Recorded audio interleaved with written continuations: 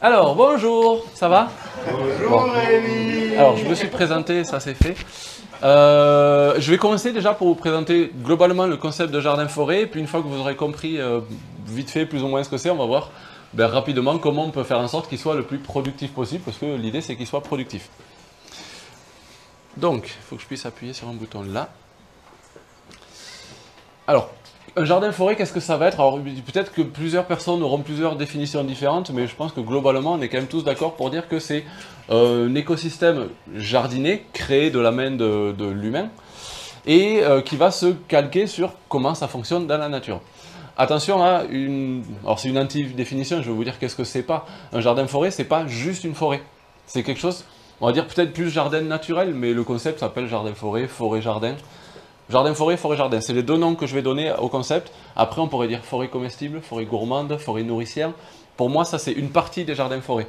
Mais un jardin-forêt, c'est quelque chose qui va se baser sur la nature fonctionne, elle fonctionne toute seule, on n'a pas besoin de l'arroser, on n'a pas besoin d'y mettre d'engrais, il n'y a pas besoin d'y mettre de désherbants, de pesticides, quels qu'ils soient. C'est équilibré, c'est productif, c'est l'écosystème le plus productif en biomasse qui soit, sans qu'on ait rien à y faire. Donc, ça, c'est la nature. Et l'idée, ça va être de voir ça marche, comment ça marche. Et comment ça marche, pourquoi ça marche, qu'est-ce qui fait que ça marche. Et tous les petits concepts qui vont faire que ça marche, on va les appliquer à un écosystème qu'on va créer nous. Après, ça peut être plein de choses. Pourquoi je dis que c'est pas forêt comestible, forêt nourricière, forêt gourmande, forêt tout ça? C'est qu'un jardin-forêt, on va se baser sur comment fonctionne la nature, en faire un écosystème qui fonctionne donc plus ou moins tout seul, mais pour produire quoi? Si c'est pour produire essentiellement de l'alimentation, là d'accord, on va pouvoir l'appeler comestible, nourricière, tout ça, mais on n'est pas obligé de produire que de l'alimentaire, on peut produire, pourquoi pas, du médicinal, on peut produire de l'alimentaire, mais pour les animaux, du fourrager, on peut produire du bois de chauffage, du bois d'œuvre, de quoi faire de l'osier, de quoi faire des liens, de quoi faire plein de choses. Voilà, donc la nature, c'est produire des choses, on peut faire des animaux, je vais vous montrer un peu tout ce qu'on peut produire avec, on peut faire voilà, beaucoup de choses différentes, ça c'est jardin-forêt. Si c'est pour du nourricier, on peut l'appeler forêt comestible, forêt nourricière, voilà. Donc, dans les petits principes, les petits trucs qui font que ça marche, c'est que ça va être un mélange de plein de choses. Je dis, c'est pas juste de la forêt, c'est pas que des arbres. Quand je dis jardin-forêt, il y a plein de gens qui me disent « Ah oui, mais faire pousser des légumes sous les arbres, ça marche pas. » Je suis bien d'accord. Pousser des légumes sous les arbres, ça marche pas trop. Ça peut marcher pour certains légumes, mais pour la plupart des légumes, ça marche pas. Donc, on va pas mettre que des arbres. Un écosystème naturel, regardez même une forêt complètement fermée, comment ça fonctionne. Regardez-la. Essayez d'imaginer la regarder, pas avec des yeux d'animal, on est des animaux, mais avec des yeux d'un animal qui vivrait plusieurs milliers d'années. Et vous verrez que la forêt, elle est refermée, puis là ça s'ouvre ici, puis il y a plein de choses qui se passent quand ça s'ouvre, puis ça se referme, puis ça va s'ouvrir ici. S'ouvrir, il suffit qu'il y ait un arbre qui tombe, un arbre qui fait plusieurs dizaines de mètres carrés, quand il tombe, tout d'un coup il y a une clairière. Dans cette clairière, il y a des choses qui vont pousser et qui ne poussent pas sous les arbres. Ça reste une forêt, même avec un trou dedans, une forêt reste une forêt. Donc l'idée, ça va être d'avoir un patchwork de différents petits écosystèmes. On va avoir des arbres d'un côté, des clairières de l'autre, et entre les deux... Alors ça va être participatif. C'est le premier coup que je le fais, je vous le fais à la lisière. Alors, il y en a qui font de la permaculture, vous voyez la perma, ce que c'est? Oui. Un petit peu. On parle beaucoup d'effets lisières en permaculture. La lisière, en gros, si on devait définir la lisière, c'est la zone entre deux autres zones, entre deux écosystèmes. C'est l'interaction. Donc, entre la forêt et la prairie, juste pour vous donner, alors je vais vous donner, là pour le coup, les chiffres, ne les notez pas parce que vous ne les retenez pas parce qu'ils sont faux, hein, mais si on devait avoir une forêt avec une centaine d'espèces différentes qui vivent dans la forêt, une prairie à côté avec une centaine d'espèces différentes qui vivent dans la prairie, dans la lisière, on va voir ceux de la prairie, parce que dans la lisière, ils y sont encore bien.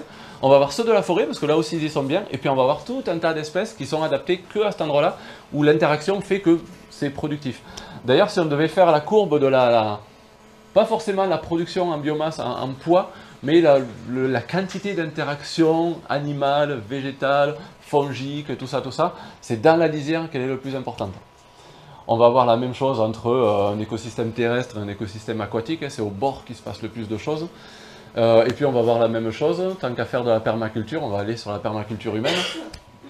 Alors, ouais, il y a pas, si, il y a les caméras là, c'est en direct ou pas? Comment il s'appelle le... Je sais pas, j'ai pas On ne sait pas, personne ne sait son nom. Celui qui a inventé la permaculture humaine n'aime pas qu'on dise permaculture humaine sans citer son nom, mais vu qu'on ne s'en souvient pas, c'est con. Pardon, on coupera ça au montage. Qu'est-ce que je disais, permaculture humaine? Si on devait voir l'interaction, imaginez un électricien, à part faire de l'électricité, il ne sait pas faire grand-chose. Un charpentier, à part monter des bouts de bois ensemble, il ne sait pas faire grand-chose. Un plombier, à part connecter des tuyaux, il ne sait pas faire grand-chose. Mais l'interaction entre ces trois personnes, c'est un habitat. Vous voyez ce que je veux dire? Donc, voilà, l'interaction, c'est ça qui va faire que ça va être productif. C'est pour ça qu'on est tous là ensemble. Exactement. Mais alors, donc, du coup, pourquoi on ne fait pas que de la lisière? Eh bien, parce que... c'est une bonne question, ça. Non, en vrai, pourquoi pas? Il faut qu'il y ait les deux autres. Alors, tiens, je vais m'en servir pour faire une transition.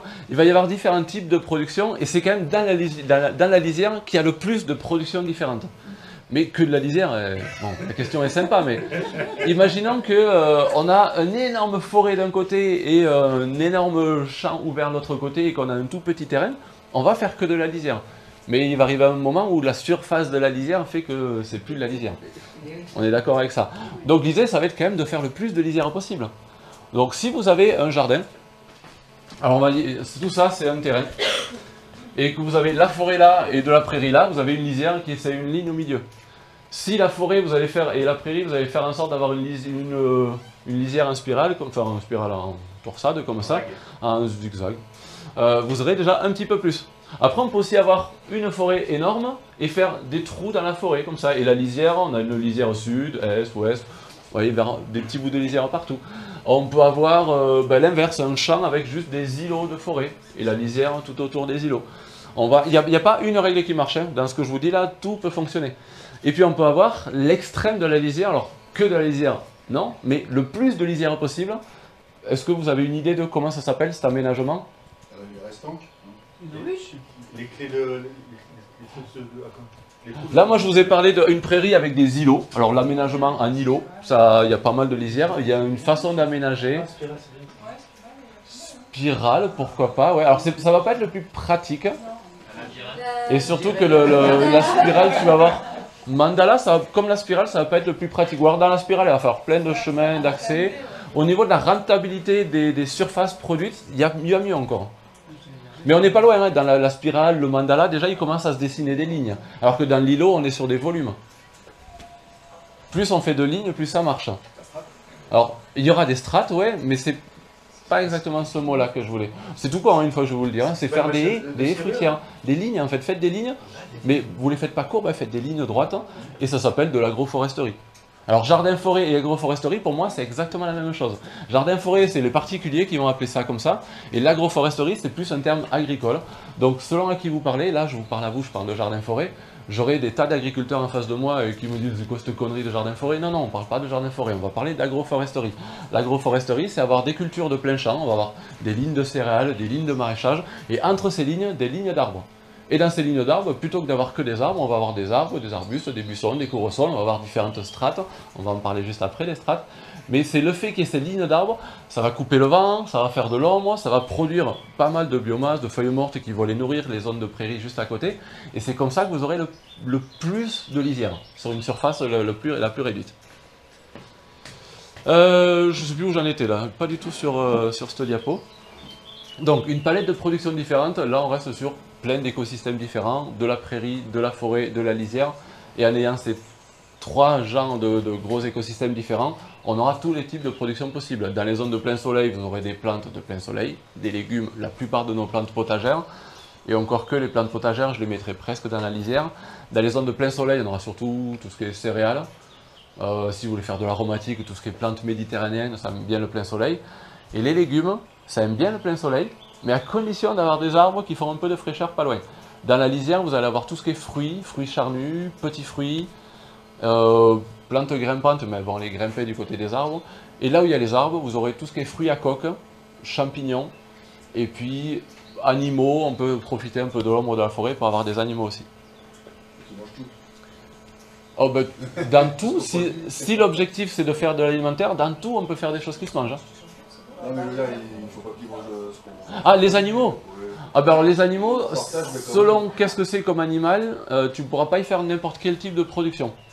Par exemple, je sais pas, tu peux faire un poulailler et un verger.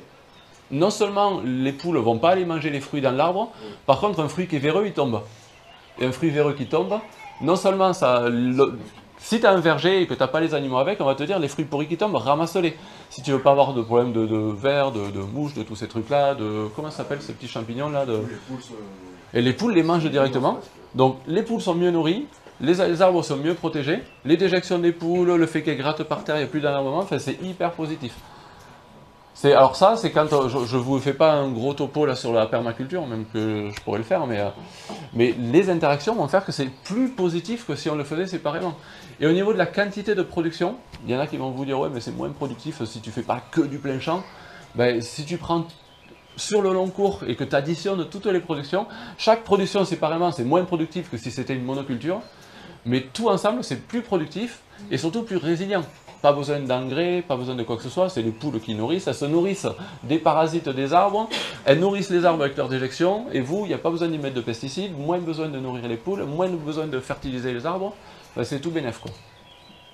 Ça, le jour où ils s'apercevront de ça, peut-être ils diront le jardin-forêt, voilà, c'est pas que pour les guignols au final.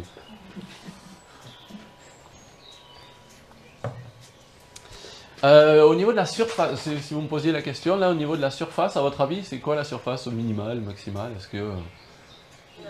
10 mètres carrés? Moi je dirais à partir de 10 mètres carrés. Alors peut-être qu'une surface minimum, hein, c'est... alors, il faut du sol déjà. Sur un balcon, on fera, enfin pour moi, sur un balcon, on ne fera pas un jardin-forêt.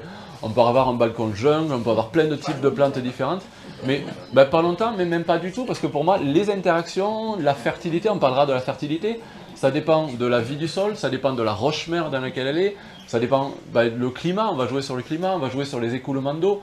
Il y a plein de trucs sur un balcon, les écoulements d'eau, la roche-mère, tous ces trucs-là, non. Bon voilà, mais à partir du moment où on a un petit bout de terrain, je pense que le plus petit que j'ai vu, moi, que j'ai visité, on peut faire plus petit que ça, hein, mais il faisait 75 mètres carrés. On le voit quasiment en entier le jardin, là il y a une partie, une haie à droite qu'on ne voit pas, on voit la haie du fond, on voit le côté, on voit la haie de devant, là c'est celle qui est au premier plan. Il y a un petit bout de serre. Alors, je ne sais pas combien de plantes différentes qu'il y a dedans, il n'y a que lui qui sait où elles sont. C'est tellement de choses ensemble que, voilà. Après, plus c'est grand, plus c'est résilient, bon, plus on a de production, ça c'est lié à la surface, hein, mais plus c'est résilient, plus ça va être équilibré. Plus on va pouvoir jouer avec différents écosystèmes. Si c'est petit, c'est moins évident. Voilà, 75 mètres carrés, moi je préférerais un peu plus grand quand même si c'était juste pour moi. 2000 mètres carrés. Vous connaissez le jardin des fraternités ouvrières? Oui. Ouais, vous êtes déjà allé voir? Bon, la première fois que je suis allé voir ça, je m'y suis perdu. Mais pour de vrai, bon, je me suis vite retrouvé. Au final, tu avances et tu arrives au bout et tu pars d'un côté, tu trouves la sortie. Mais juste, je me suis perdu dans le sens où, est-ce que je suis déjà passé là, pas passé là? Déjà, on est dans des allées qui sont refermées au-dessus, tellement les plantes grimpantes referment. 2000 mètres carrés, c'est pas énorme, hein, mais c'est tellement de possibilités, de choses qu'on peut y faire, donc c'est pas mal. Là, on peut vraiment commencer à s'éclater. Le plus grand que j'ai visité et le plus abouti, est-ce que c'est écrit ou pas? Non, c'est pas écrit. Est-ce qu'il y en a qui le reconnaissent, celui-là? Chez Desjours. Ouais. Chez Fabrice. Ouais. La forêt gourmande, Fabrice Desjours. Il vient de sortir un nouveau livre sur le jardin-forêt, je vous le conseille. Voilà, donc au niveau de la surface, on peut tout faire. Après, il y a humainement, je dirais, si vous voulez vraiment que ce soit productif, je vais vous parler tout à l'heure de comment on gère ces zones, mais essayez pas de trop vous étaler sur grand. Moi, je dirais, alors, je dirais pas que c'est une obligation de faire de la permaculture pour faire un jardin-forêt, mais ça vous aidera. Il y a des petits principes du genre petit à petit, commencer petit et puis agrandir au fur et à mesure. Mais commencez pas trop grand parce que vous allez vous éparpiller, vous allez vous fatiguer, vous allez tourner en rond à désherber là, et puis là il faut redésherber là parce qu'on n'a pas eu le temps de faire les plantations. Voilà, commencez petit et quand vous vous ennuyez, agrandissez. Ça n'empêche pas de faire des îlots, de planter des arbres autour, de laisser venir, hein, mais bon, il y en a qui, après non, il y en a qui y arrivent. Il y en a qui y arrivent à faire des trucs énormes et franchement c'est ouf ce que tu fais. Mais ouais. Mais vous fatiguez pas à planter trop de petits courts-sols, trop de petites plantes fragiles. Si vous vous étalez sur grand, les arbres. Au moins les arbres et quelques vivaces, quelques grimpantes. Mais des petites plantes, s'il n'y a pas les arbres au-dessus et pas assez de couvre-sol, vous allez devoir y revenir pour désherber. Si c'est pas fait assez dense, il va falloir arroser. Voilà. Alors ça peut paraître contre-intuitif, mais plus vous allez en mettre, moins il y aura besoin d'arroser. On en reparlera après de ça. Alors, ça produit quoi? Ça, je ne vais pas en faire beaucoup plus que je vous l'ai déjà dit tout à l'heure, hein, mais voilà, des animaux, des plantes. Juste pour une info, cette photo-là, c'est une récolte qu'on a fait il y a 3 ans, 4 ans, la grosse canicule qu'on a eue. Et c'est l'année où j'ai fait mon tour des jardins-forêts de France et ou un peu autour de la France pour aller voir ce qui s'y fait. Donc ça, c'est la forêt gourmande, la photo qu'on a vue, le grand jardin juste avant, là. On s'y est baladé une demi-heure, hein, je suis arrivé à midi, on allait se balader une demi-heure, à midi et demi, on avait la table couverte de trucs à manger, sur l'année où il y a eu la plus grosse sécheresse. Et il m'a dit, voilà, cette année c'est compliqué, hein, mais on s'est quand même bien régalé, quoi. Tout le monde m'a dit ça. Alors moi, c'était la plus grosse sécheresse que j'ai jamais connue chez moi. Tout était en train de crever. Tout le monde m'a dit ah non, c'est pas la bonne année pour venir faire des photos. Et pourtant, ben voilà, tous ces trucs-là, même en pleine canicule, ça reste productif, quoi. Alors, maintenant, on va parler production et on va voir comment on va faire pour que ce soit productif le plus vite possible et qu'on ait le plus de nourriture possible. On va parler de strates et je vais vous demander déjà, à votre avis, c'est quoi la strate la plus productive? Avant de répondre, on va parler de strates. C'est quoi les strates? On parle d'étages, de niveau. En jardin-forêt, on va donner 7 ou 8 strates. On va les simplifier, vous verrez, mais déjà c'est juste pour dire en partant du plus haut au plus bas, le plus haut ça va être la canopée, c'est les arbres qui prennent le plein soleil qui sont le plus haut. Selon la taille du jardin-forêt, le plus haut il va être à 30 mètres, ou il va être à 10 mètres, ou il va être à 2 mètres. Si vous avez un tout petit jardin-forêt, votre canopée elle sera à 2 mètres. En dessous, on va voir les arbustes, on va voir tout ce qui est fruits charnus, les pommiers, les poiriers, les pruniers, les cerisiers, ils peuvent être dans la canopée souvent, mais selon le type, selon le porte-greffe, on va être plus bas. En dessous, on va avoir les plantes buissonnantes. Plantes buissonnantes ligneuses. Ligneuse, c'est-à-dire qu'il fait du bois. Donc, on va avoir les... alors, j'aurais mis un peu plus grande, mais ça en fait partie aussi. Moi, je vais mettre les casseilles, les framboises, les sureaux, les noisetiers. Le noisetier, c'est un arbuste. Le sureau, c'est un arbuste. Vous voyez la différence entre arbuste et arbre? C'est l'arbre, il a en général, on peut les tailler, hein, mais un tronc et la couronne. Et l'arbuste, c'est plusieurs troncs. Le noisetier, le sureau. Alors, c'est un arbrisseau, le romarin, la sarriette, tout ça, c'est ligneux. C'est des arbrisseaux, voire des sous-arbrisseaux. C'est ligneux, ça fait du bois, ça fait plein de petits troncs et c'est pas plus haut que ça. En dessous, ou une autre strate, mais qui peut faire la même hauteur, ça va être les herbacées. C'est à peu près le même format, mais ça fait pas de bois. Par exemple, on peut avoir un artichaut qui monte à 2 mètres de haut, mais il fait pas de bois. Une rhubarbe. Voilà, il y en a plein d'autres. Ce sera pas celle-ci, du coup, la plus productive, la troisième? Alors, on verra après pour la réponse, mais on verra après pour la réponse. Je pense qu'on est quand même autour de ça. Les herbacées. Ensuite, on va avoir une autre strate, mais qui... Savoir que dans les strates en jardin-forêt, c'est pas qu'une histoire de hauteur, ça va être aussi une histoire d'usage. Donc les couvre-sols, les herbacées peuvent être des couvre-sols. On peut faire un couvre-sol d'artichaut qui monte à 2 mètres de haut, et s'il n'y a pas de lumière qui passe, c'est ça qui joue le rôle de couvre-sol. S'il y a encore de la lumière qui passe, on va y mettre d'autres plantes qui vont jouer le rôle de couvre-sol. Encore en dessous, on va avoir ce qu'on dit la strate sous-sol, c'est ça son nom, sous-sol Sous-sol, c'est écrit sous-sol, voilà. Donc ça, c'est toutes les plantes qui vont faire des tubercules. On va avoir des herbacées, genre le topinambour, c'est une herbacée, mais vu qu'il y a un tubercule, c'est sous-sol. Hein. C'est pas évident des fois de savoir dans quelle strate on les met. On va voir la strate qu'on dit verticale, c'est les plantes grimpantes. Donc les plantes qui vont pouvoir monter à plus de 15 mètres de haut, mais à condition d'avoir un support sur lequel monter.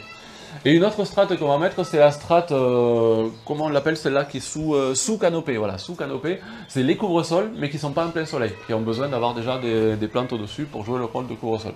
L'ail des ours, par exemple, vous ne le mettrez pas en couvre-sol en plein soleil. Par contre, en couvre-sol, en sous-bois, si vous avez des arbres au-dessus et encore du sol visible, mettez-les ici. Voilà, donc, la strate la plus productive. Alors, il y a eu un début de réponse. À votre avis, c'est quoi qui est le plus productif dans toutes ces plantes-là? Et pourquoi surtout? Parce que les buissons, les arbres, Herbacées. Herbacées. Alors, pourquoi ça serait les arbres? Beaucoup de volume? Ouais. Et alors pourquoi ça serait pas les arbres et ça serait les herbacées? Les herbacées, ce serait pas tous les légumes, du coup? Ouais, tous les légumes, c'est de l'herbacée. Ça fait pas de bois. Courgette, tomate, ça fait pas de bois. Alors, tilleul, ça c'est arbre. Ouais. Ouais. Alors, le tilleul, éventuellement, tu vas pouvoir les trogner, les tailler pour avoir des feuilles qui vont rester comestibles un peu plus longtemps dans l'année. Mais pourquoi c'est pas les arbres? Les pommiers, les poiriers, les pruniers, les cerisiers, les pêchers, tous les arbres fruitiers, combien il y a de récoltes à l'année? Une. Voilà, sur la strate herbacée, sur une même surface, pas sur la même plante du coup, mais sur la même surface, combien il y a de récoltes à l'année? Alors s'il y en a un qui me sort un chiffre là, je suis fan. Un certain nombre. Un grand nombre même, je dirais. Un certain nombre. Si, il y a un concept qui s'appelle les cultures bio-intensives, c'est bien gérer ses associations et ses rotations. C'est-à-dire sur un même moment de l'année, il y a plein de plantes qui vont se récolter et tous les mois, il va y avoir plein de plantes différentes qui vont se récolter. Sur une même surface, on va enchaîner les récoltes et toute l'année, on va pouvoir manger du légume. Alors que les pommes, on les mange qu'une fois dans l'année, ou étalées si on les conserve, un peu plus étalées si on fait des conserves, mais voilà, ça va être plus ou moins qu'une récolte à l'année.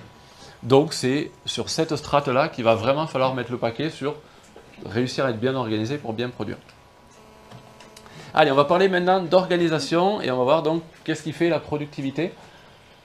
Alors, allez, encore à vous là. Au final, je fais pas grand-chose de moi. Entre autres, ouais. C'est pas affiché là. Le Ouais. sol vivant. Ouais. Travail. Ouais. On a dit sans effort. Un minimum quand même. Donc là, je crois que vous avez à peu près tout dit. Enfin, tout dans les sujets que je vais voir après. Il y en a encore un autre, hein, mais qui vient moins à l'idée. Météo clément, l'eau.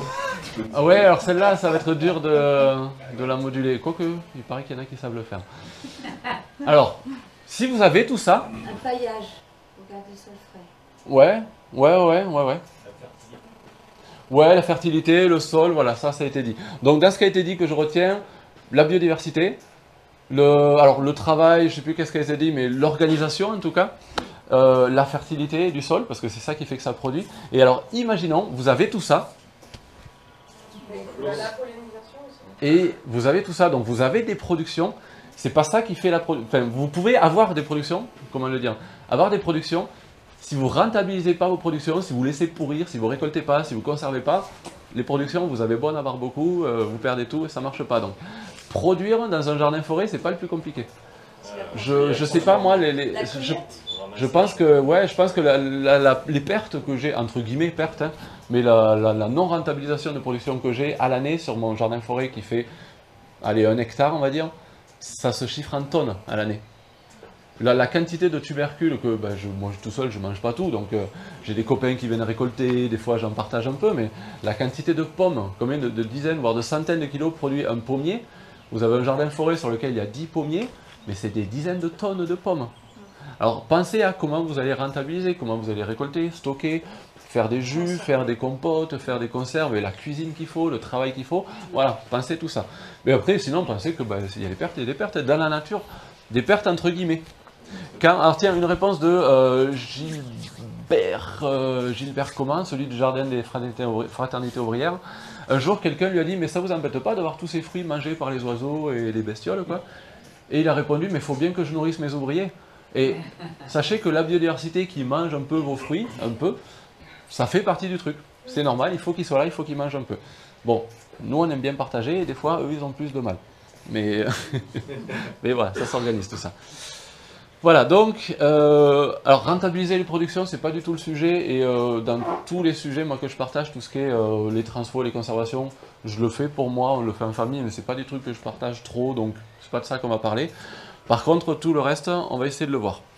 On va pas y passer trop de temps là-dessus, mais la biodiversité, c'est quand même ça qui fait que vous n'allez pas avoir trop de soucis de ravageurs, de maladies, tout ça, donc la biodiversité va se jouer à au moins 3 niveaux. La intraspécifique, interspécifique et écosystémique.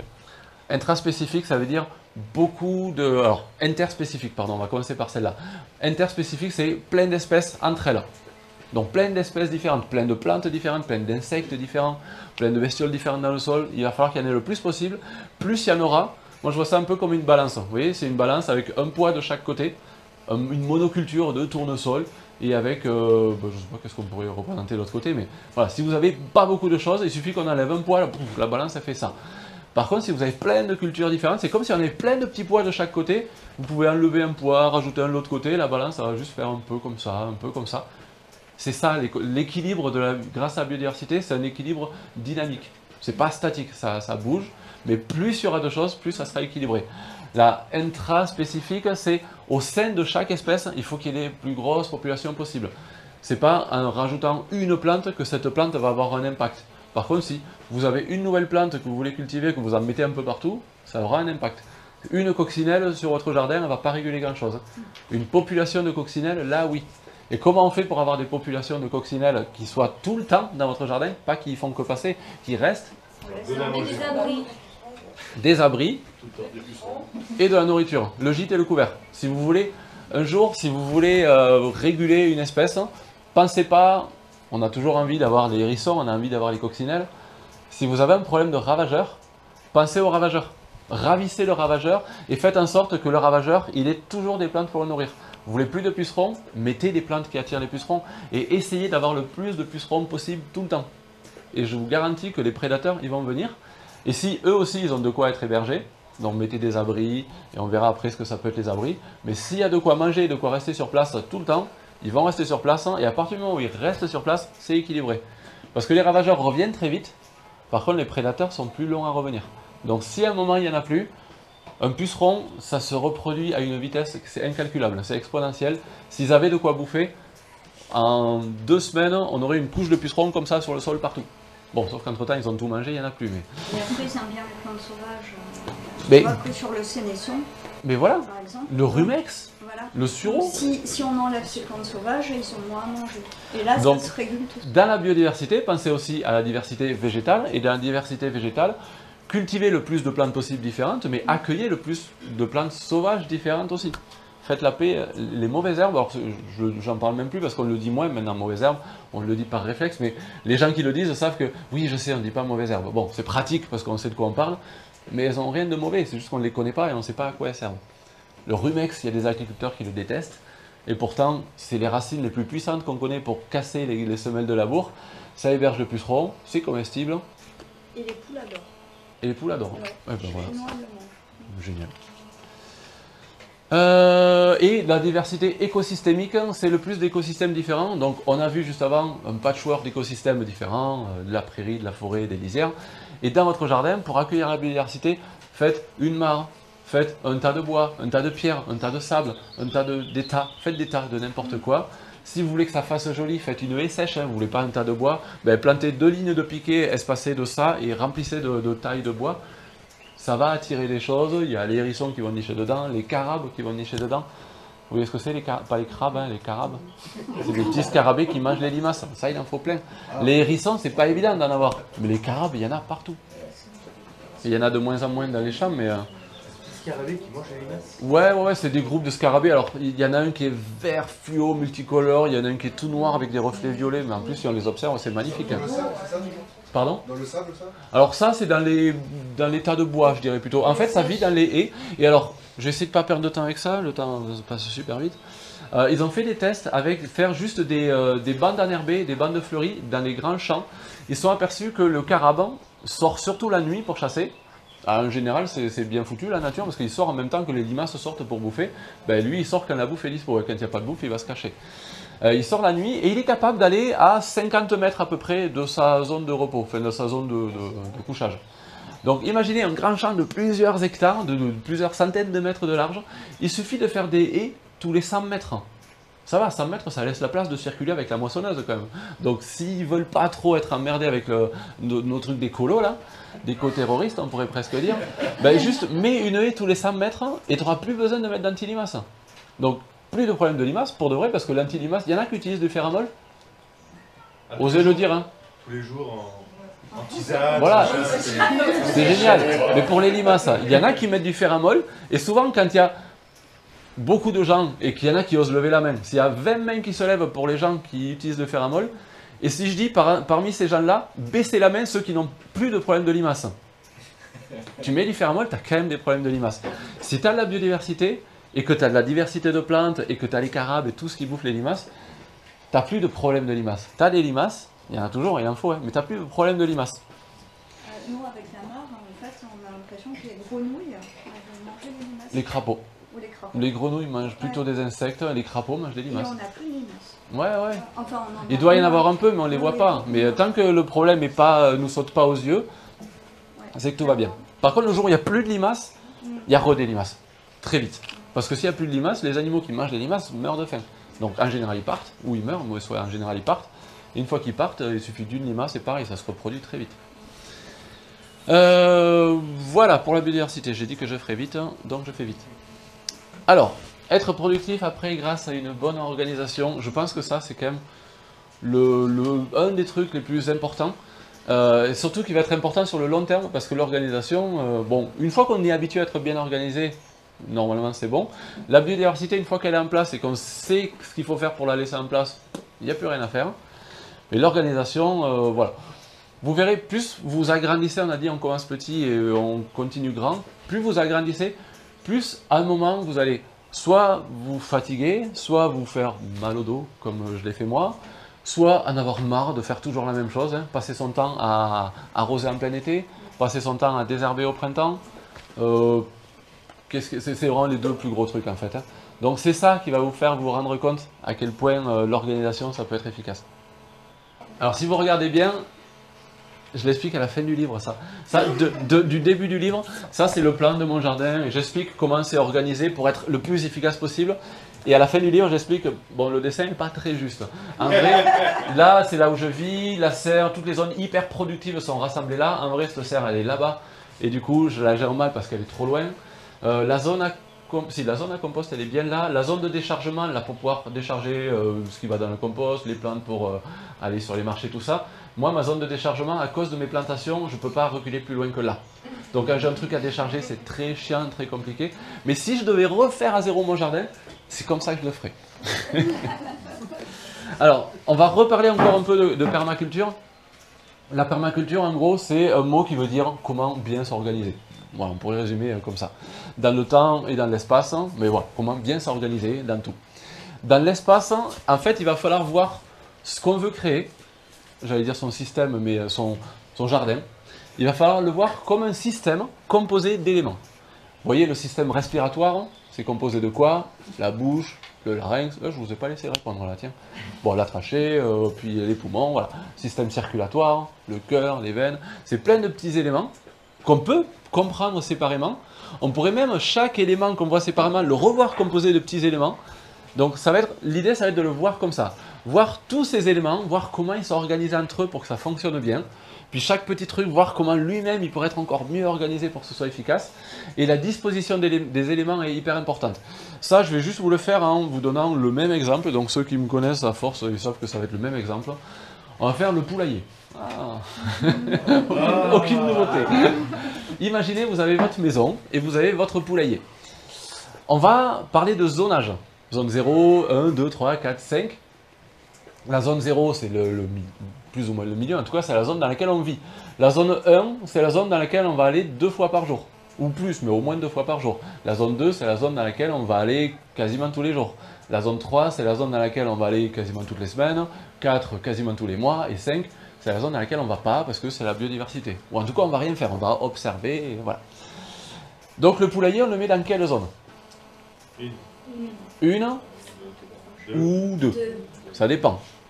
J'avais prévu mon t-shirt, ça dépend, je ne l'ai pas mis.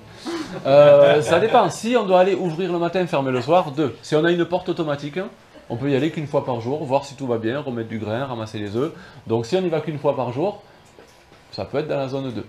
Si c'est dans la zone 1, on y va 2 fois par jour. Imaginez, vous avez un poulailler, il est à 25 mètres de la maison. Combien de kilomètres à l'année? Ça va très vite, 25 mètres de la maison. Un certain nombre. C'est 36 km et demi à l'année. La marche, c'est très bon pour la Ça va? C'est Donc, bon pour la santé. voilà, ça c'est exactement la première réponse qui vient, donc merci. Donc, tous les jours, tu vas être obligé de faire tes 100 mètres. 25 mètres le matin, 25 mètres le soir. Même quand tu es malade, même quand tu t'es cassé le pied, même quand il pleut, même quand il neige, tu vas être obligé de faire ton sport tous les jours. Non, c'est pas du sport, c'est une corvée. Donc, imaginez, il est à 25 mètres, vous faites 36 km et demi par an, juste pour le poulailler. Donc, si vous n'avez pas de poulailler, vous le mettez plus près. Si vous avez la maison et le poulailler que vous ne pouvez pas le déplacer, c'est pas grave, on s'adapte, il est là. Imaginons vous avez le poulailler à 25 mètres et vous avez envie un jour de monter une serre. Une serre pour faire des semis, pour faire les plants, un petit châssis. Dans quelle zone on le met le châssis? Zone 1 parce qu'on l'ouvre le matin, on le ferme le soir. Où est-ce qu'on va le mettre? On a la maison là, le poulailler là, et puis un grand terrain magnifique. À l'opposé. Voilà, là-bas. Allez, 36 km de plus. On le met où? Entre les deux. Alors, entre les deux, ou à côté du poulailler, ou à côté de la maison, mais quelque part. La zone. Alors, sachez que je disais tout à l'heure, la zone 0, elle est au milieu, c'est pas concentrique, hein, les zones. Hein. C'est si on a la maison là, le poulailler là, tout ça ne devient pas une zone 1. La zone 1, c'est la maison, le poulailler, et puis toute la zone entre les deux. Donc, c'est dans cette zone-là que si on a un nouvel élément à rajouter, on va se dire, cet élément, combien de fois par jour j'ai besoin d'y aller? Si c'est 2 fois par jour, on le met dans la zone 1. On n'agrandit pas la zone 1. Et la zone 1, on va faire en sorte qu'elle soit le plus réduite possible. Vous voyez ce que je veux dire quand je dis zone 1? C'est la zone où il y a tous les éléments sur lesquels il va falloir aller jeter un œil tous les jours. Alors c'est pas toute l'année, hein. En plein été on ne va pas ouvrir la serre le matin et fermer le soir, en plein hiver elle reste fermée, en plein été elle reste ouverte, mais il y a des moments où on va devoir le faire tous les jours. Donc on va essayer de faire en sorte que ce soit le plus pratique possible. Donc voilà, le principe, le concept de zonage, ça va servir à ça, ça va servir à rentabiliser ces déplacements. Allez, c'est bon, c'est clair. Je parle très vite, hein, je m'aperçois, mais c'est que j'ai beaucoup de choses à dire. Ça va? Bon. Qu'est-ce qu'il y aurait d'autre à dire sur l'organisation? Je vous parlerai... Ah ben non, c'est juste là. Des grands types de zones. Alors, oubliez le zonage permaculture 0 à 5. Là, je vous parle de zones de culture plutôt. Je vais avoir 3 types de cultures qui vont être organisées en 3 grands types de zones. Ce que j'appelle des zones sauvages. Mais pas en mode perma zone 5, on n'y va pas, plus les zones de culture sauvage, ça veut dire je vais planter des sureaux, je vais planter des figuiers, je vais planter du houblon, de la vigne, de l'ail des ours, tout un tas de plantes qui n'ont pas besoin d'entretien. Et une fois que c'est en place, on pourrait même en permaculture, là je reviens à cette, j'espère que je ne vais pas vous perdre, on pourrait même revenir à ces zones sauvages dans lesquelles on ne va jamais. On peut se dire, je veux créer une future zone sauvage. C'est-à-dire, là maintenant, je vais planter plein de trucs qui vont être autonomes, et une fois que c'est planté, que je sais que ça ne va pas disparaître avec les roses qui vont venir par-dessus, avec d'autres choses qui vont venir par-dessus. Une fois que c'est en place et que ça reste, ça redevient une zone sauvage, mais avec plein de plantes fruitières pour les animaux, plein de plantes pour les insectes, et c'est génial, on a besoin de ça. Là, dans ce que je vous présente maintenant, c'est plus des zones sauvages à viser consommation humaine. Donc on va y mettre des fruits qui sont autonomes, des légumes vivaces qui sont autonomes, tout ce qui va être autonome.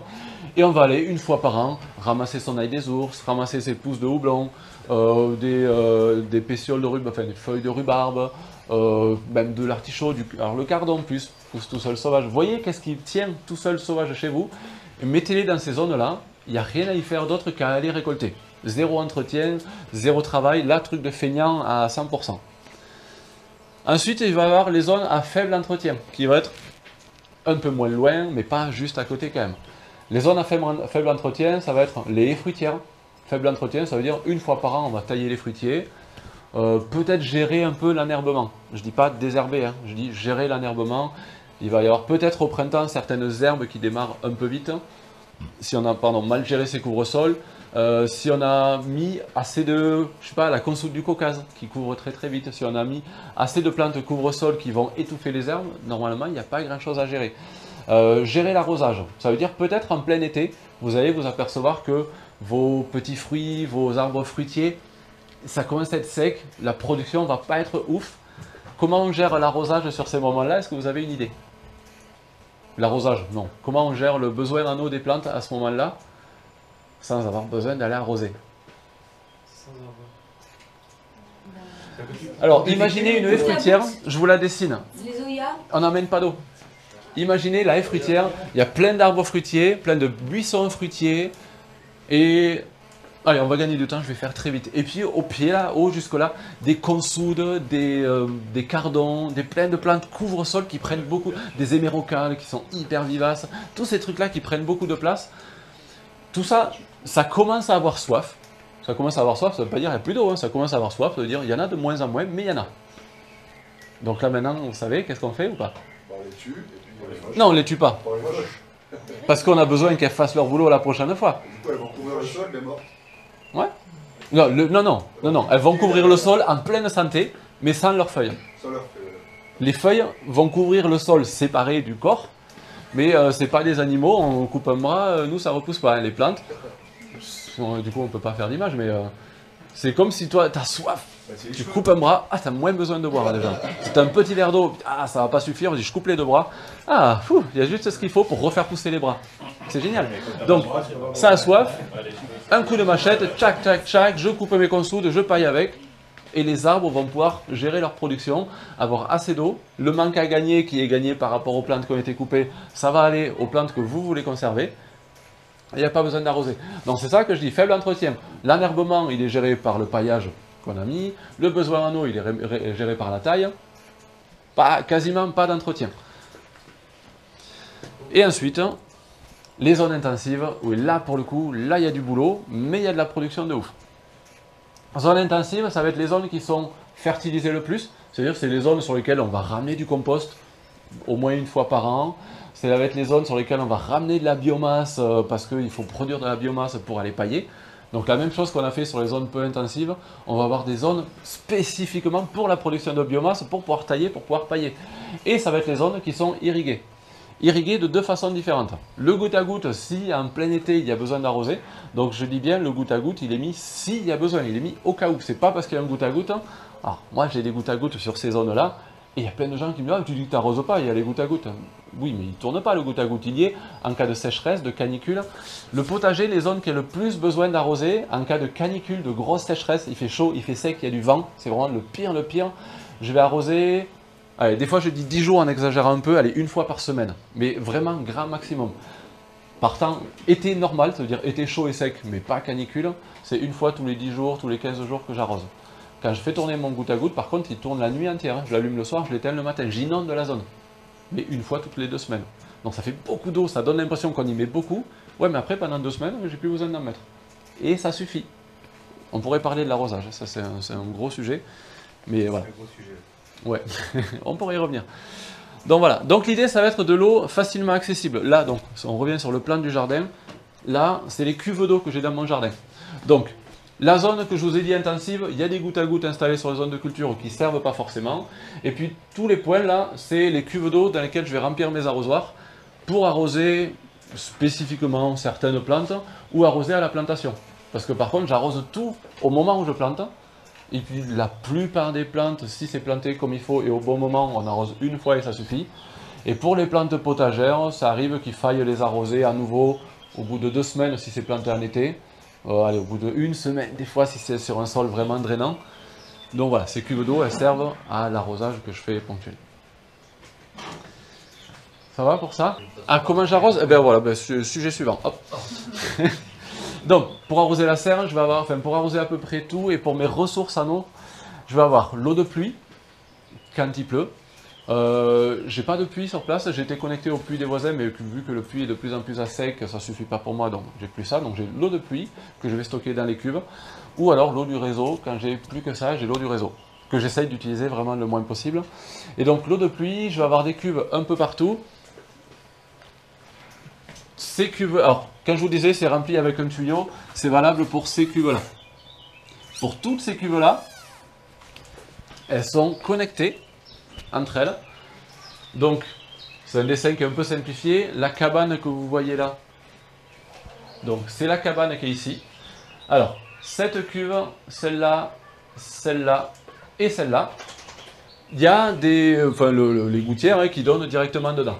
Et toutes ces cuves-là sont connectées ensemble avec toutes celles qui sont dans la serre, en vase communicant. Vous voyez ce que c'est un vase communicant?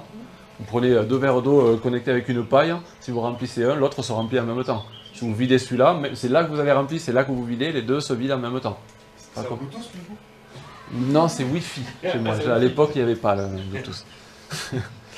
Donc, toutes ces cuves-là, ça veut dire que quand il pleut, tout se remplit. Et moi, quand j'ai besoin d'arroser ma serre dans mes cuves à l'arrosoir, je peux avoir une cuve là qui fait... alors en vrai, celle-là, elle n'est pas connectée parce que c'est trop haut. Ça en fait des allers-retours. Voilà, celle-là, au bout de la serre, elle est trop haute. Vase communicant, c'est génial, à condition d'être vraiment au même niveau. Le système va se vider par la cuve qui est la plus basse. Et la plus haute va se remplir au niveau de celle qui est la plus basse. On ne pourra pas remplir plus. Donc celle qui est en haut de la serre, elle ne se remplit pas. Je vais laisser sur ça du coup. Elle ne se remplit pas, mais toutes les autres se remplissent. C'est une cuve qui fait 500 litres. Si j'y assemble... Alors du coup, je ne sais plus combien il y a de cuves. Il y a au moins 2-3 mètres cubes en tout. Ça veut dire que dans ma petite cuve qui fait 500 litres dans la serre, je peux y prendre 3000 litres. Parce qu'au fur et à mesure que je la prends, elle va se re-remplir grâce aux autres. Vous voyez ce que je veux dire? Mais du coup, c'est connecté comment? Avec des tuyaux d'arrosage? Il n'y a pas la photo là? C'est, oui, du gros tuyau noir. Vous savez, les grosses cuves de récupération d'eau de pluie, c'est vendu avec un robinet. Souvent, on n'est pas obligé de le mettre, mais si vous le mettez, le diamètre du robinet, c'est pile poil le diamètre le tuyau noir d'irrigation, là. Pas les plus gros, mais le tuyau, je sais pas si on peut dire classique. Il n'y a pas les photos là, c'est dommage. Mais voilà, c'est très simple à connecter. Après, connecter comme vous voulez. Il faut juste qu'il y ait un tuyau en bas de la cuve qui aille sur une autre cuve. Et après, vous mettez un T au tuyau pour s'aller sur une autre. Et puis, alors, il y a des inconvénients à ce système. Les deux fuites, c'est fini. Ah, si tu as une fuite, si tu perds toute ton eau. Voilà. Tu utilises ou démarre?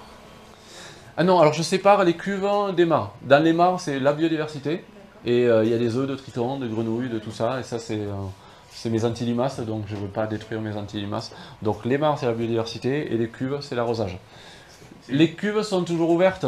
Il y a des couvercles qu'on pourrait mettre pour pas qu'il y ait d'algues, pour pas qu'il y ait de moustiques. Mais alors sachez que je suis très speed, Carole pourrait vous en parler. S'il y a moyen d'aller ne serait-ce qu'une demi-seconde plus vite, je vais le faire. Pour moi, il faut être rapide. Ça veut dire que s'il fallait avec mon arrosoir, j'ai 2 arrosoirs dans chaque main, poser les arrosoirs, enlever le couvercle, remplir les arrosoirs, poser les arrosoirs, remettre le couvercle, je ne fais pas ça. Donc il n'y a pas de couvercle sur mes cuves, donc il pourrait y avoir des moustiques. Il y a des poissons dans les cuves. Jamais de poissons dans les mares.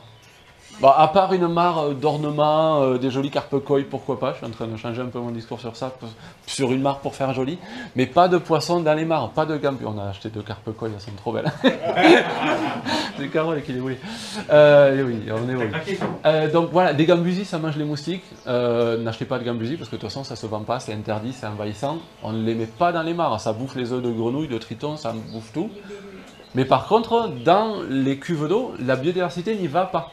Donc le moustique, lui, il se régale. Les gambusies, ça empêche... J'ai des dictiques dans mes cuves.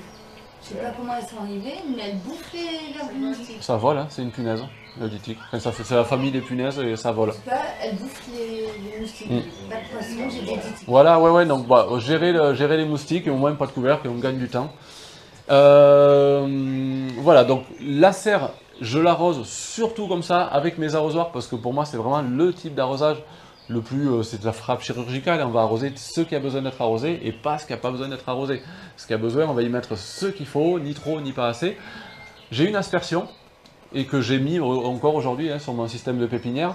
L'aspersion, c'est du dépannage. C'est le jour, j'ai pas le temps, je suis à la bourre, c'est en train d'avoir très soif, des plantes en pot, ça a très vite très soif. Allez, un coup d'aspersion, un petit quart d'heure, on sauve le truc.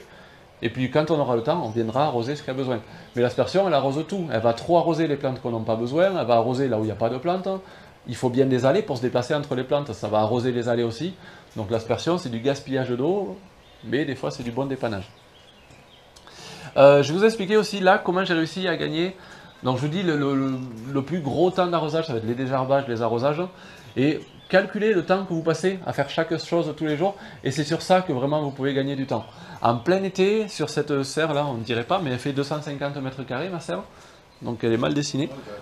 C'est pas moi qui ai fait le dessin, c'est bon. 250 mètres carrés, ça fait à peu près 2 heures par jour d'arrosage en plein été quand ça a soif. 1 heure le matin, 1 heure le soir. Parce que 2 fois par jour, et sur certaines plantes qui sont bien développées, comme beaucoup de racines, voilà, il faut vraiment y passer du temps. Ben, j'ai réussi à gagner du temps sur ces 2 heures. Aujourd'hui, enfin j'y suis plus, mais sur la fin, j'y passais, allez, jusqu'à 20 minutes, 30 minutes, tous les 2-3 jours.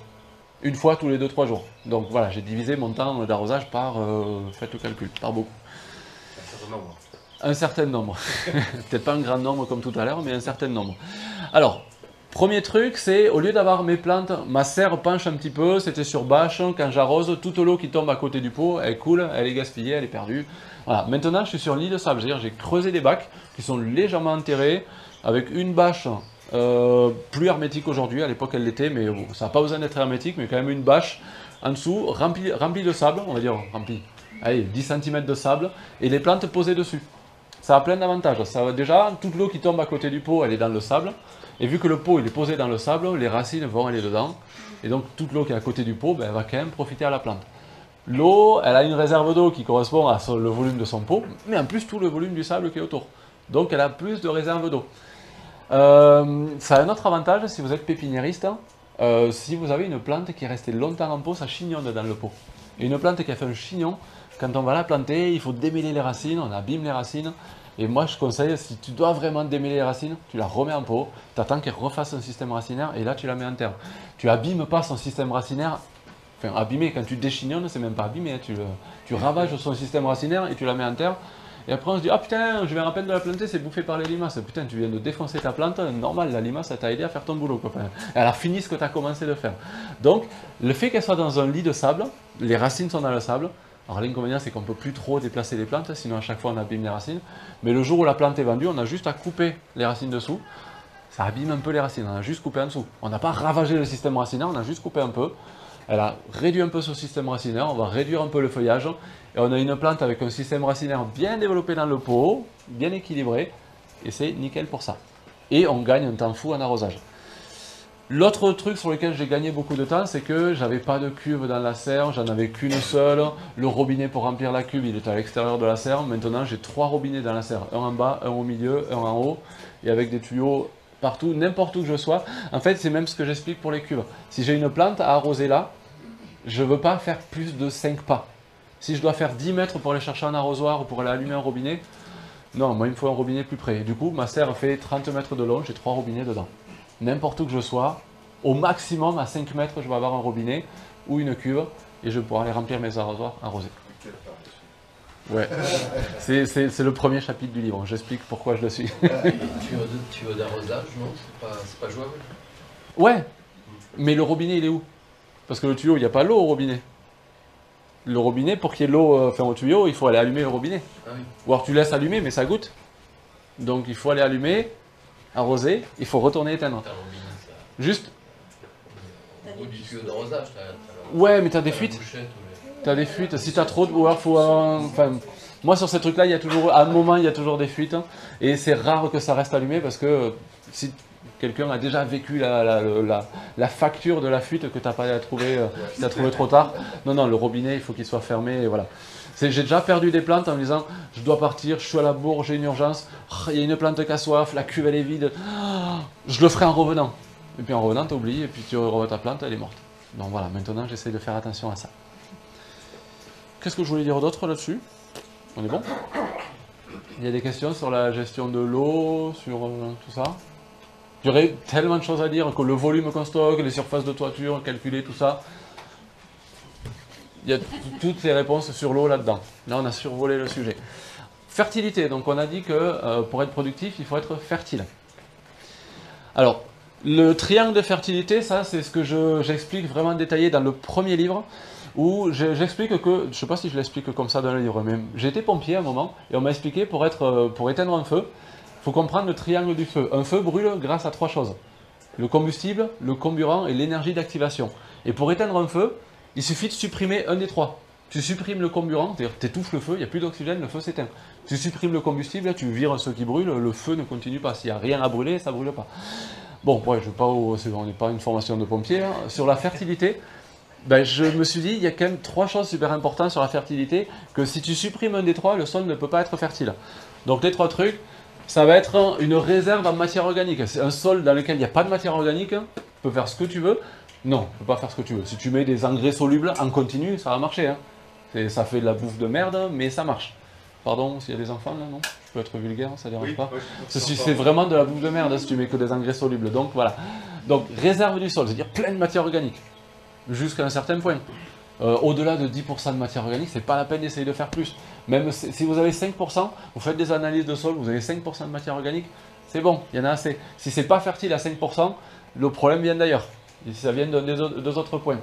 Donc réserve en matière organique et structure du sol. Il faut que le sol soit aéré.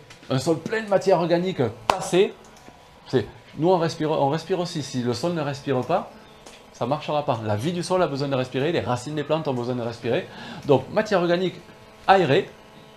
Et puis après, ben, le plus important, je dirais, mais qui produit les 2 autres au final. Enfin, les 3 sont en interaction, mais je dirais quand même, celui-là produit clairement les 2 autres. Si vous avez un sol riche en matière organique, aéré et vivant, ça fonctionne. La vie du sol, Il y a plein de choses dans le sol. Hein. On n'apporte pas de vers de terre. Je ne sais pas s'il y en a qui ont déjà fait ça. On n'apporte pas de micro-arthropodes. Il n'y a pas besoin. Qu'est-ce qu'on apporte? Qu'est-ce qui est à l'origine du vivant? Alors on ne va pas faire un cours sur la biodiversité, sur qu'est-ce qui fait que ça vit. Il y a une énergie qui arrive à la base et qui fait que le vivant se crée. La base, l'origine de tout ce qui va vivre derrière, c'est... Le soleil.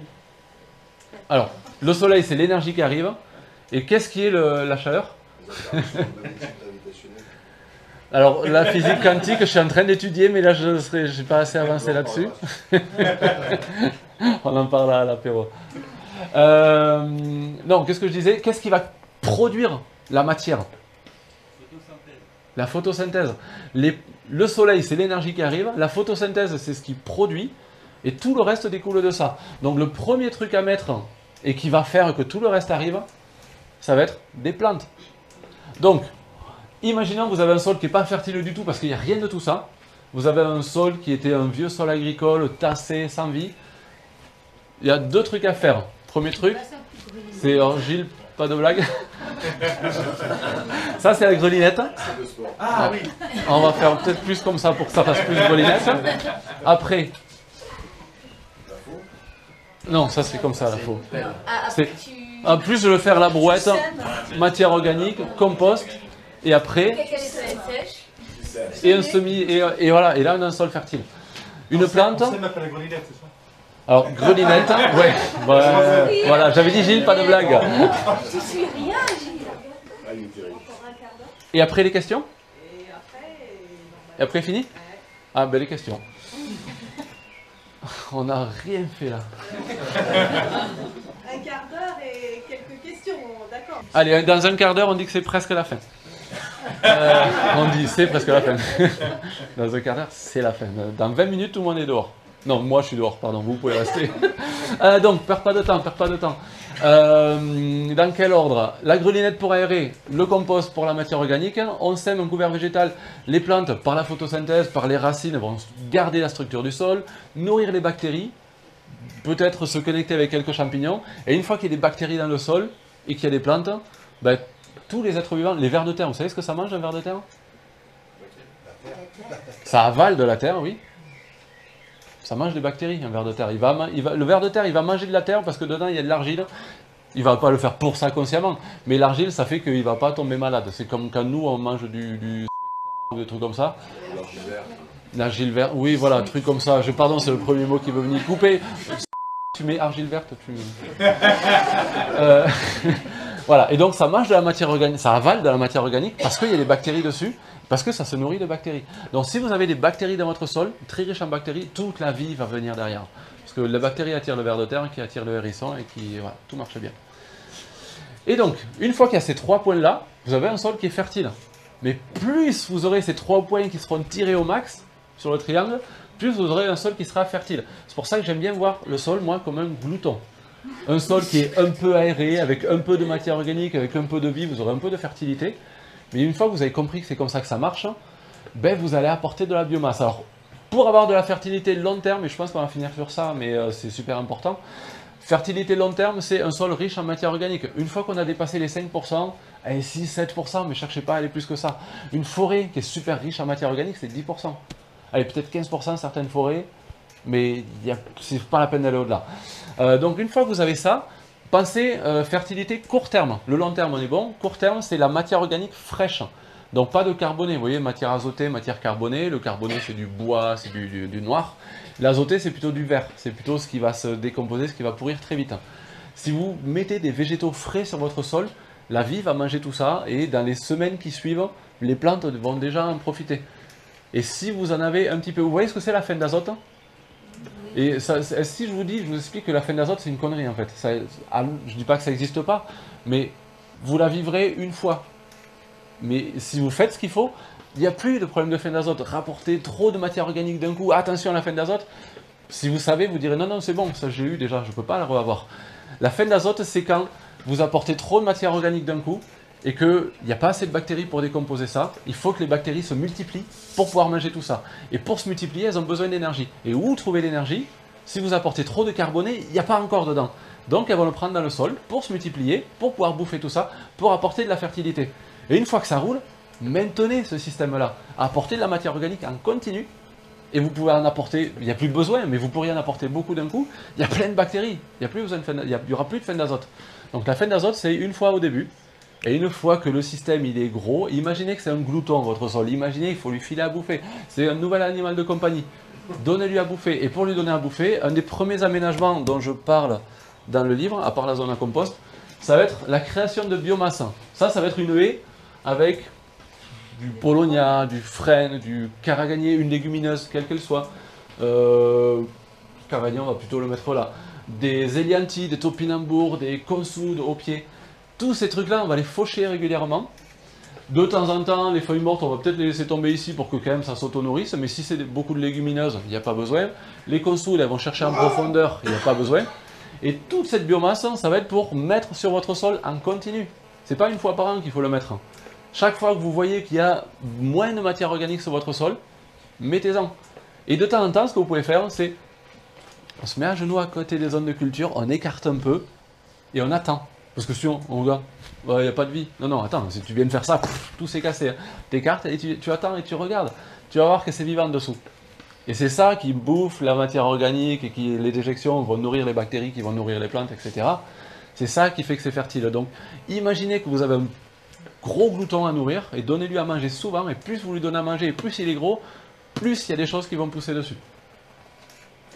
Et du coup, s'il y a des questions, on va en profiter maintenant. C'est un exemple. Voilà. Là, c'est mes zones potagères là qu'il y a derrière qu'on ne voit pas. Il y a quand même un caragagné, il y a quand même des arbres qui poussent dedans. Mais là, j'ai des élianthis, j'ai des frênes qui sont taillés en trône dessus. Les élianthis cachent un peu les consoudes qui au pied, on les voit qui débordent sur le côté là. Et tout ça, eh ben, quand je fauche, voilà, au niveau de la quantité, cette petite zone-là, elle me permet de pailler toute la zone à côté. Alors, quand je dis toute l'année, vous avez des cultures en place, hein, on peut pailler quand même. Mais si la zone de culture elle est assez dense, normalement le sol on ne peut plus l'atteindre, paillez l'allée. Il y a forcément des zones où on se déplace, dans les zones potagères ou dans les zones de culture, ben, mettez la matière organique là. Les plantes ont des racines qui se déplacent, les bactéries, non les bactéries ne se déplacent pas, elles se déplacent grâce aux vers de terre, mais les vers de terre se déplacent, la vie se déplace, la fertilité on peut l'apporter à ça, les cultures, ça va profiter pareil. Voilà, et donc cette zone-là qui a été fauchée, ça c'est quelques semaines après, voilà, c'est en train de redémarrer, là c'est déjà quelques semaines après, c'est grand comme ça. Voilà, une zone de consoude, des liantis, tout ça, on peut la faucher au moins 2 fois dans l'année, voire 3 fois dans l'année. Donc si en hiver vous apportez du compost, ou quelle que soit la matière organique, et ensuite 2-3 fois dans l'année vous apportez de la biomasse, là le glouton il va être content. Il y a des questions ?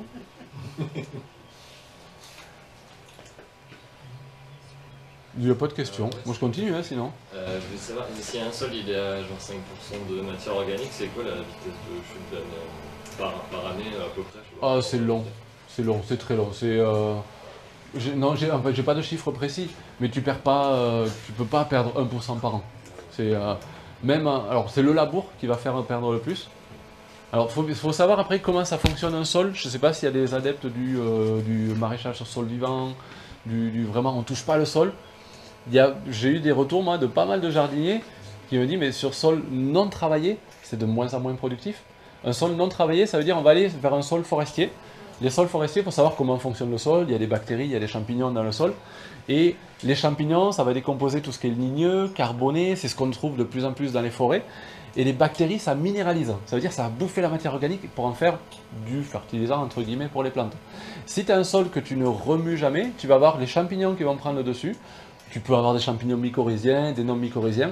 Les légumes ne mycorhizent quasiment pas. C'est pas sur une année. Une plante potagère annuelle ne mycorhize pas ou alors très très peu. On cherche de plus en plus maintenant des champignons mycorhiziens, mais on cherche des solutions alors que la solution, on l'a. Alors je ne dis pas qu'il faut labourer, même s'il y en a qui vont te dire un bon labour de temps en temps, et c'est vrai, ça relance l'activité bactérienne et ça va relancer la fertilité pour quelque temps, avec beaucoup de défauts à côté. Hein. Donc labour peut-être pas, mais par contre, la grelinette, c'est non travail de sol, mais faites un petit coup de grelinette une fois par an, vous allez voir que ça relance la fertilité. Ça relance l'activité bactérienne qui relance la minéralisation et qui du coup va rendre les choses un peu plus fertiles. Sinon, lancez-vous plutôt vers le légume vivace qui lui va fonctionner d'une autre façon. Je vous avais dit que je vous parlerai de légumes vivaces, j'ai même pas eu le temps.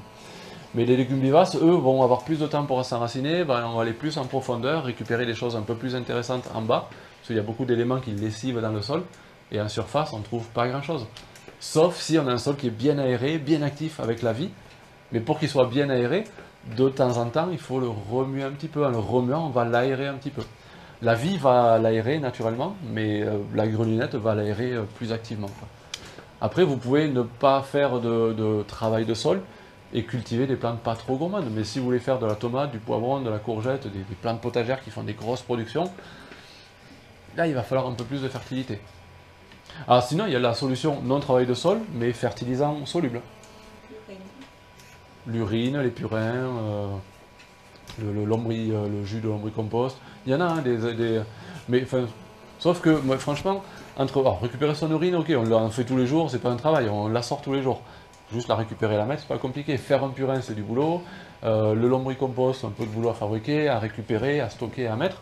Alors que un coup de grelinette en début d'année et puis faucher, mettre de la matière organique, pour moi, ça me semble encore un peu moins de boulot. Et vu que c'est tout ce que j'explique au début du livre, je suis feignant que j'en peux plus. Disons que j'ai pas le temps. J'ai mal au dos, je peux pas passer beaucoup de temps dans mon jardin. Je n'ai pas le temps de passer plus que 2-3 heures par jour dans mon jardin. Et pour autant, j'ai un jardin d'1 hectare qui est productif, qu'il n'en peut plus, quoi. En y passant 2-3 heures par jour. Grelinette, tu dis début d'année ou fin d'année? Avant les cultures. Au moins avant les cultures. Avant les cultures, mais à l'automne c'est mieux, ça permet peut-être de sur le travailler si tu le pailles pour qu'il se... Disons qu'en hiver, il va être un peu en dormance le sol, donc je pense que non, même plus après l'hiver, parce qu'il va être en dormance un peu pendant l'hiver le sol, il va pleuvoir, il va neiger, il va y avoir des trucs qui vont le tasser dessus. Enfin, ne serait-ce que s'il y a beaucoup de neige, le poids de la neige ça tasse, s'il y a beaucoup de pluie, la pluie ça tasse. Alors qu'en sortie d'hiver, là tu vas l'aérer, le pailler, lancer les cultures de suite. Et l'aération et les racines qui tiennent ça debout, pour moi c'est plus judicieux. Encore une fois, ça dépend du type de sol, du temps que tu vas avoir pendant l'hiver, de greliner, bâcher. Quoique la neige sur la bâche, ça va tasser pareil. Je sais pas. Pour moi, je vois ça plus logique en sortie d'hiver qu'en... Ouais, c'est vrai qu'en Arabe, il n'y en aura pas. Et même à Vaour, j'en ai plus. La vie, la neige, je n'ai pas trop. Allez, 3 minutes, 2-3 questions encore. J'ai vu une main là levée. Ouais.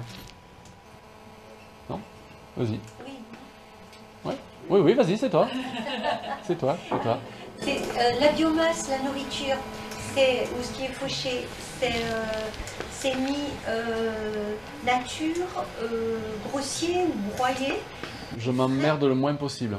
C'est fauché, posé. Ou sec. Ah non, fauché, posé.